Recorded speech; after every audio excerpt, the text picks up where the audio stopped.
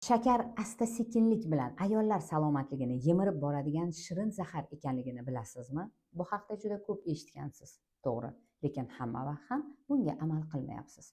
Biz uni har kuni o'zimiz bilmagan holatda hamma oziqa bilan juda ko'p yeymiz. Non, turli souslar, agar uni uyda o'zimiz tayyorlamagan bo'lsak, pishiriqlar, hattoki bolalar ozuqasida ham shakar juda ko'p. Statistik ma'lumotlarga ko'ra, zamonaviy inson Jahon Sog'liqni saqlash tashkiloti tavsiya beradigan miqdordan 70 baravar ko'p shakar iste'mol qilar ekan. Natijada nima bo'layapti? Oshqozon osti beziga ortiqcha nagruzka, qondagi shakar tez-tez ko'tariladi, tushadi. Bu organizmni o'ta charchatadi.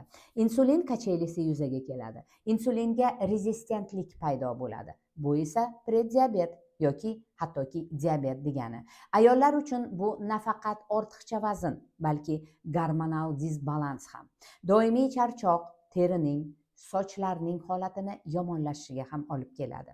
Shakar iste'molini kamaytirish salomatlik uchun qilinadigan eng oddiy qadamlarning biri.